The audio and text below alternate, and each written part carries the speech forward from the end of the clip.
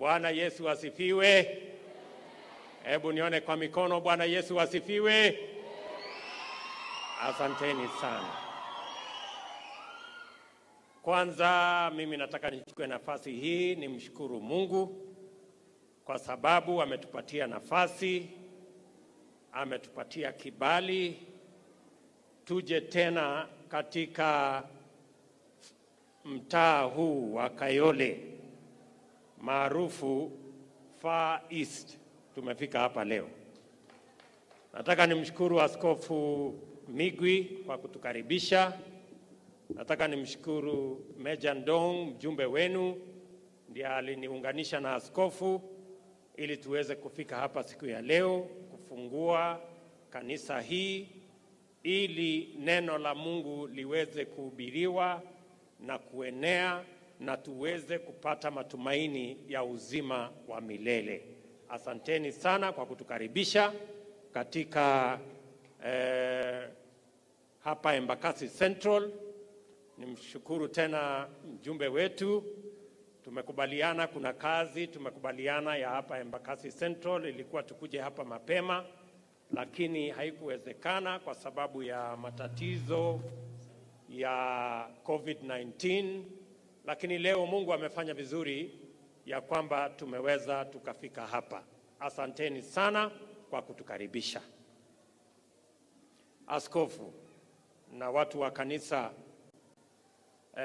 hapa Kayole, mimi nataka niwaambie pongezi kwa kujenga kanisa hii kwa heshima ya neno la Mungu. Najua pesa nyingi zimetumika katika ujenzi wa kanisa hii.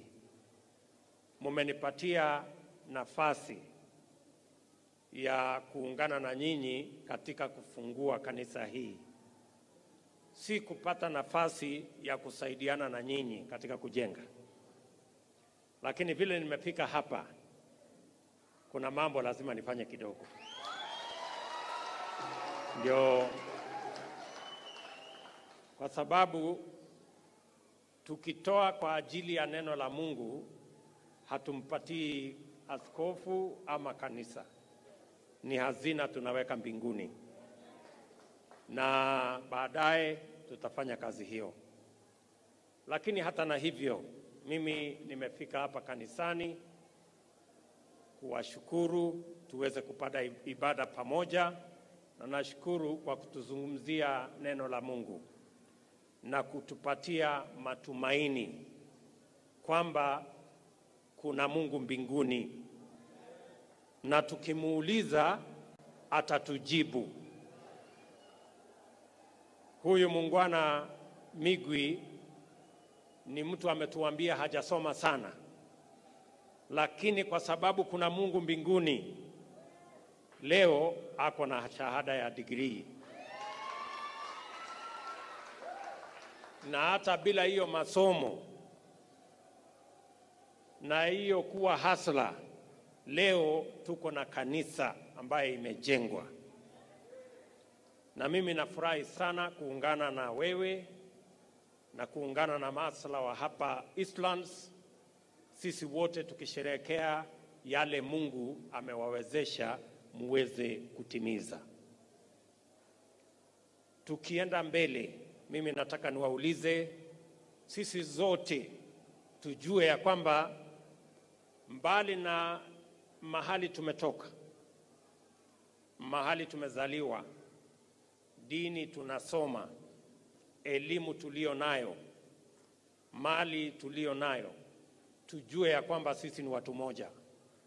Na sisi wote ni mapenzi ya Mungu ndio imetuweka tuwe hapa.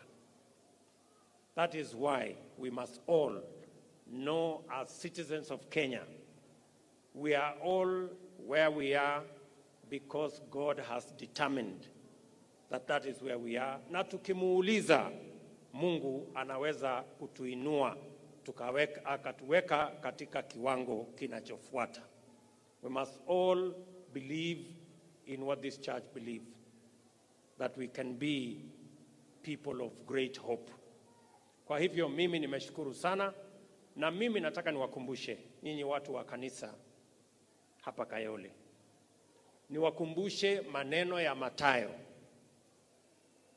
Mathayo 6 mstari wa 33 inayosema, tafuteni kwanza ufalme wa Mungu na haki yake, na haya mengine yote mtaongezewa. Seek ye first the kingdom of God and his righteousness, and everything else, including the desires of our hearts, including the things we dream about, including our own visions, God will deliver them to us. Kwa hivyo mimi nataka niseme asante sana. Nataka niwaulize tena, sisi kama wa Kenya, sisi tumetoka mbali, na nchi ya Kenya ni nchi ambayo inamcha Mungu. And we will continue to stand firm that Kenya shall never go backwards. Kenya shall continue to be a God-fearing nation. And the leaders of our nation, God shall continue to give us leaders who know God, so that Kenya can continue to be in step with the desires and with the will of God. Mimi naamini ya kwamba tutaenda sisi wote katika hiyo safari. Nataka pia niseme nikiwa hapa Eastlands, kuna mambo mengi tulikubaliana wakati mlituchagua Mheshimiwa Uhuru Kenyatta na mimi na serikali ya Jubilee. Na tulikubaliana ya kwamba muhula huu, hii Eastlands haiwezi kuendelea kuwa ni mahali ambapo imesahaulika. Siku nyingi Eastlands ilisahaulika kwa mambo ya barabara, kwa mambo ya maji, kwa mambo ya stima, kwa mambo ya mashule. Huku Eastlands ilisahaulika. Mimi nataka niwaambie hivi, nilikuwa huku juzi, nikawa pale Kasarani, tukakuja hapa kwa rafiki yangu Swagmaster, na tumekubaliana ya kwamba tutawawekea mfereji mkubwa ambaye itaungana na kule Karemenu, ambaye itaenda mpaka airport, na tumeweka pesa hapo karibu bilioni 10 ya hiyo kazi, ili tuongeze maji ambayo inakuja hapa Eastlands.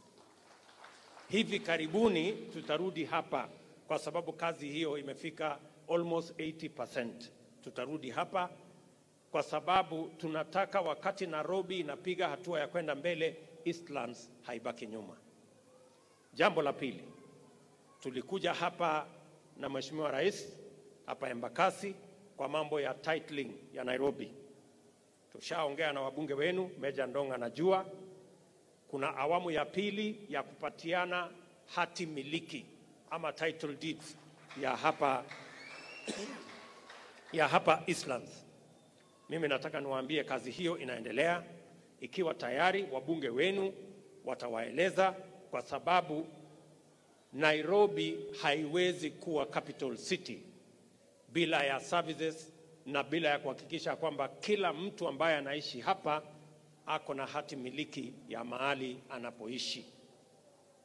Na jambo la tatu, tuliwaeleza pale mbeleni, bado tuko na shida kubwa. Nilikuja na Mheshimiwa Gakuya hapa chini.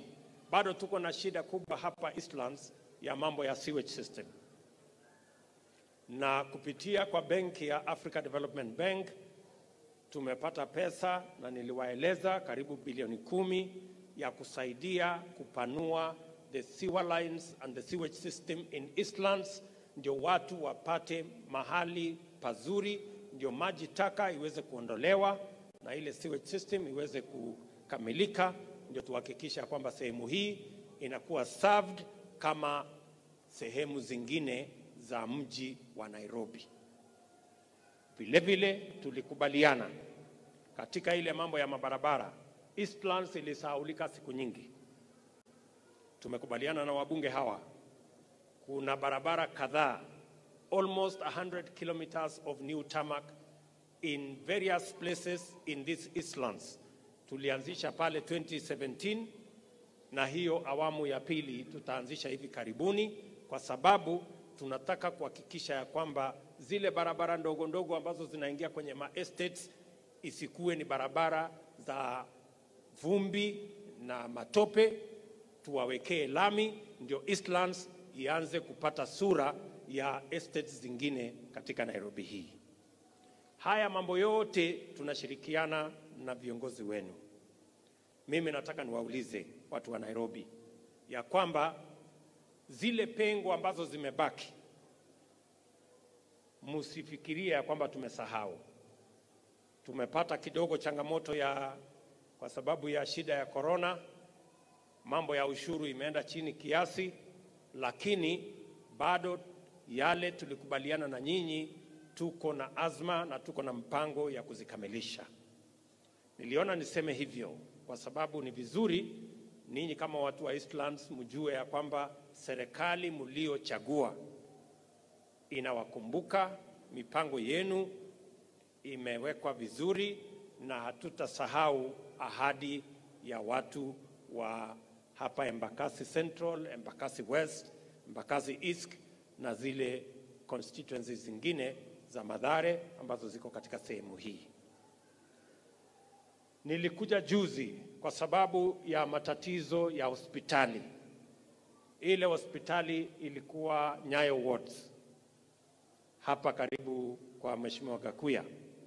Vile vile tumeweka pesa pale kwa sababu sasa ili kutoa msongamano Mamalusi na kutoa msongamano kule Kenyatta, pia hiyo Nyayo Wards ambayo itaserve this area, tumeweka pesa, tunataka kuzikamilisha ndio itumike iwe hospitali nyingine level 4 ambayo itasaidia watu wa Eastlands. Tumekubaliana jameni? That is what we want.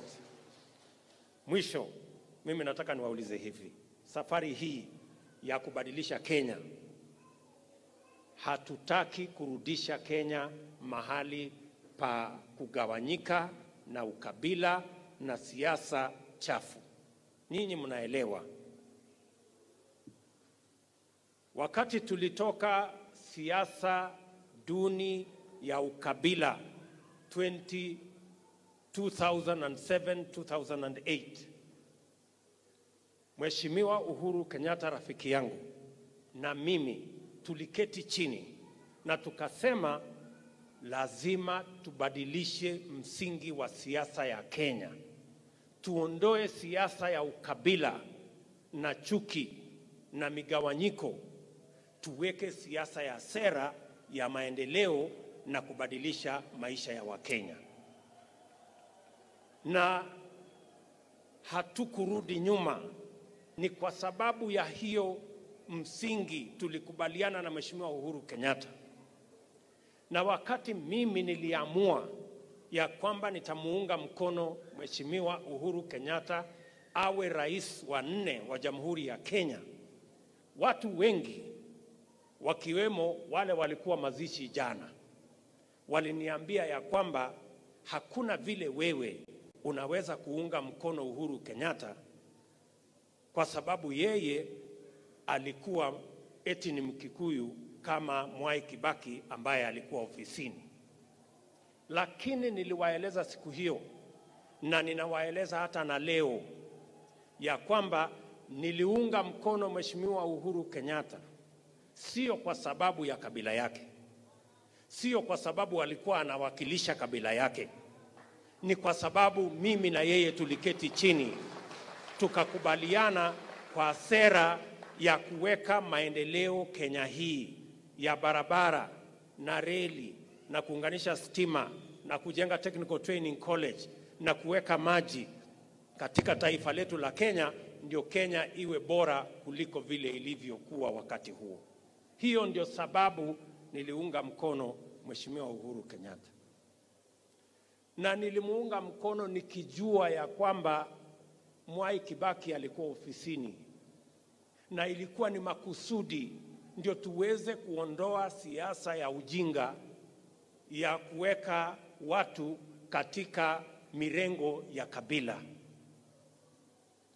Mimi nataka niwaulize, hatuwezi, na nataka nirudie, hatuwezi kurudi katika siasa ya ukabila. Kenya hii itapiga hatua ya kwenda mbele. Kila kiongozi, kama unatafuta MCA, kama unatafuta mjumbe, ama governor, ama senator, ama women rep, ama rais, usitafute uongozi kwa sababu ya kabila yako. Hauwezi kuwa kiongozi eti kwa sababu unawakilisha kabila yako. Tafuta uongozi kwa sera na agenda, yale utafanyia Wakenya. Wakenya watachagua sera, sio kabila. Na mimi nataka niwapatie free advice wale wote ambao wanaota ndoto eti watatembea na kabila yao, eti watatuuzia ati wao wana represent kabila yao, ya kwamba Wakenya wamechanuka na Wakenya wanataka kujua sera ni gani, ideas uko nazo, kama uko na track record ndio waweze kukuchagua. So mimi nawauliza, kwa sababu nasikia sasa tumeanza tena eti kurudi nyuma kuongea mambo ya makabila. Sisi wote, mimi William Ruto nikiweko, tunatafuta uongozi sio kwa sababu ya kabila yako ama kwa sababu unawakilisha kabila yako, ni kwa sababu either uko na sera, uko na mpango, ama kama huna, basi wananchi hawa watajua vile wataamua. Tunaelewana jameni? Na mimi nataka niseme hivi, ya kwamba saa hizi kuna msukosuko,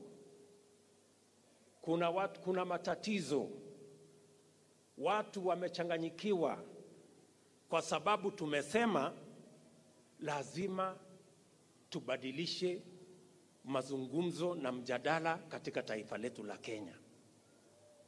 Tumesema hivi, na watu wengi saa hizi wale ambao wamezoea kutuuzia ukabila, saa hizi wamepata wasiwasi kwa sababu biashara yao ya ukabila na bei ya ukabila Kenya imepungua, na hasara itapatikana kwa biashara yao, kwa sababu Wakenya hawataki kuuziwa ukabila tena, wanataka kuuziwa sera, na wanataka kujua maisha yao itabadilika vipi, changamoto walizonazo itashughulikiwa vipi, na uko na mpango ya kushughulikia mahitaji yao na changamoto zao, na uko na suluhu ya yale mambo yanahitaji, ama wewe unatuuzia tu kabila yako na mambo duni ya kusema wewe unatoka sehemu fulani. Mimi nataka niseme hivi kwa marafiki zetu, hii mjadala lazima tutabadilisha. Mujipange, mkuwe tayari, kwa sababu nyinyi mnataka kutuuzia mambo ya makabila. Mahasla wa Kenya hawana biashara na makabila. Wanataka kujua biashara yao ya kuuza mboga, ama ya bodaboda, ama ya kiosk, ama ya saloon, ama hiyo ingine itaendelea namna gani. They have no business na mambo ya makabila. Jambo la pili, msituambie tutakuwa tunaongea mambo ya viongozi na interest zao. Lazima katika hiyo mjadala tuongee mambo ya wananchi na mahitaji yao na shida zao. Jambo la tatu, hamuwezi kutuambia tutaongea mambo ya mamlaka na vile viongozi watagawana mamlaka. Vile vile katika hiyo meza lazima tuongee mambo ya mwananchi mdogo, empowerment ya mwananchi mdogo, opportunity ya mwananchi mdogo na biashara yake. Atafanya biashara vipi? Atasaidiwa kufanya biashara vipi wakati viongozi wanazungumzia mambo ya kugawana mamlaka? Jambo la nne, vile wanataka tuongee mambo ya vyeo na vile viongozi watagawana vyeo, sijui prime minister, sijui deputy prime minister, sijui rais na hiyo ingine. lazima pia tuongee mambo ya kazi kwa mamilioni ya vijana wa taifa la Kenya ambao hawana matumaini.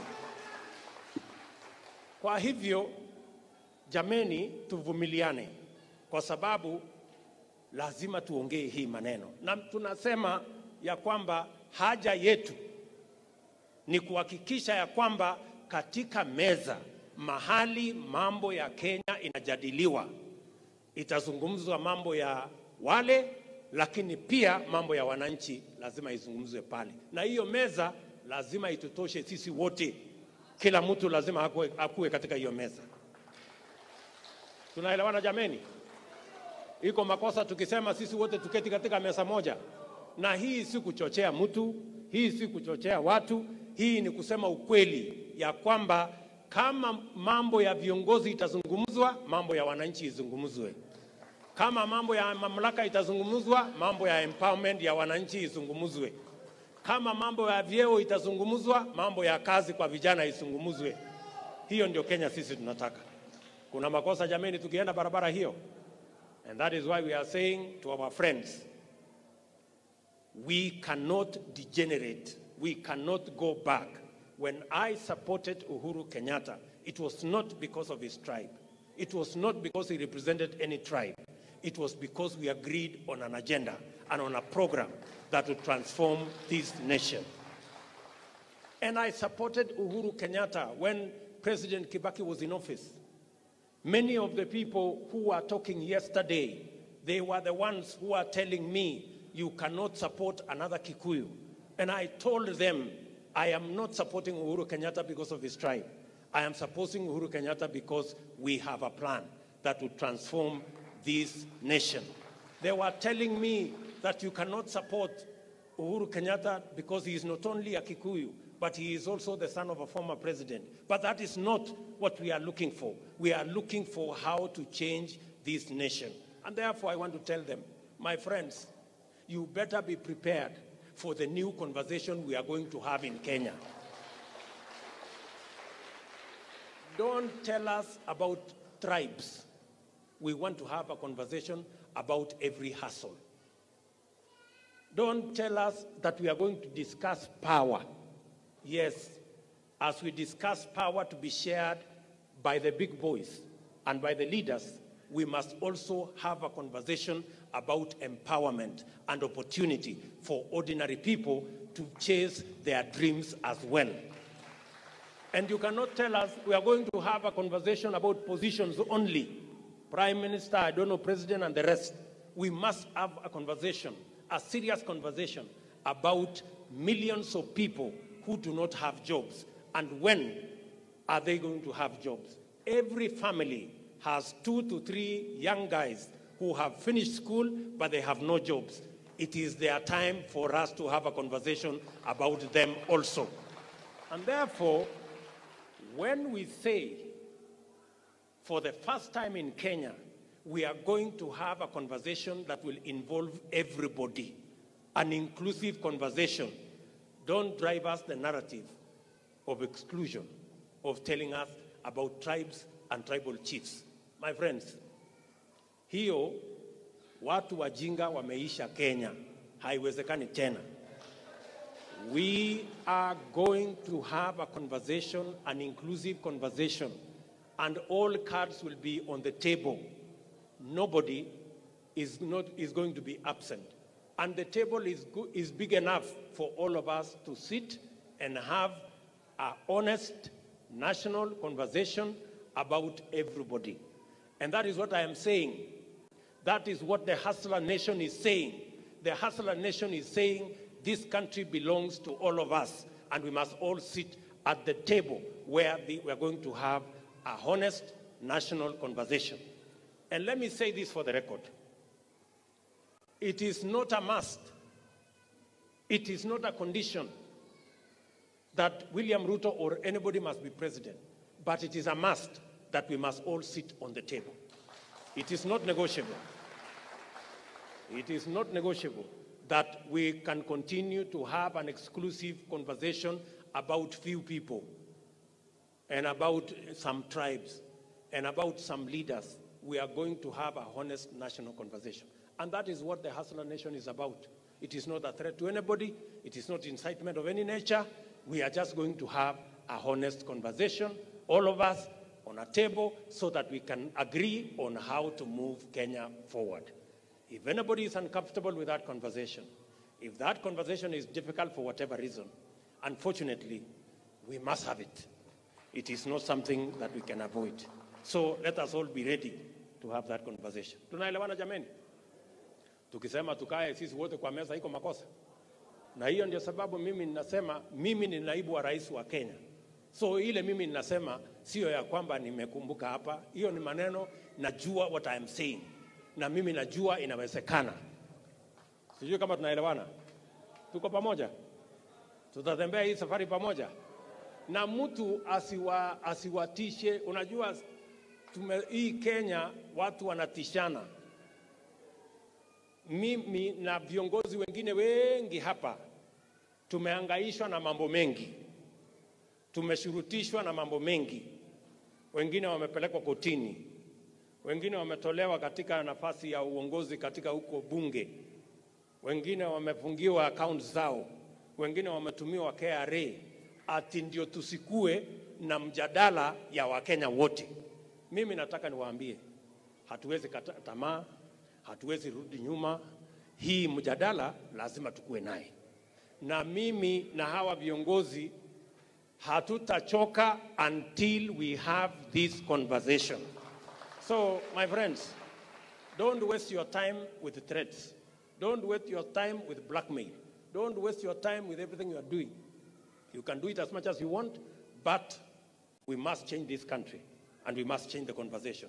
And we are going to have a table where every Kenyan is going to sit and where every issue is going to be discussed. It shall never be an exclusive table anymore. It is going to be an inclusive table that involves everybody. Tunaelewana?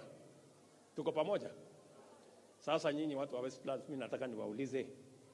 Mimi nimekuja hapa siku nyingi, tumekuja na Meja Ndong, tumekuja na Swagmaster, tumekuja na Gakuya, tumekuja na wengine. Kwa sababu wenye kuamua viongozi katika Kenya ni wananchi. Ni kweli ama si kweli? Sasa kuna watu wengine wanaambiwa watapatiwa uongozi kwa boardroom. Wengine watapatiwa uongozi kwa kutumia sijui kwa baa fulani. Ati kuna wengine watapatiwa na system. Ati kuna wengine watapatiwa na deep state. Sasa sisi tunasema sisi tuko tayari. Sisi tunajua uongozi inatoka kwa Mungu na wananchi. Hiyo yao watoe mahali watatoa, tutakutana kwa kiwanja. Tushakubaliana? Mimi nawauliza kwa unyenyekevu. Hivi karibuni tutakuwa na uchaguzi hapa Nairobi. Na sisi tunataka kuchagua mtu Nairobi ambaye anaelewa shida ya mahasla. Hatutaki mtu ya kubebewa na kuletewa. Nyinyi watu wa Nairobi mtaamua kuchagua kiongozi ambaye atashughulikia mambo ya mahasla. Mko tayari? Huyu Margaret Wanjiru ndio candidate wetu ya mahasla ya Nairobi.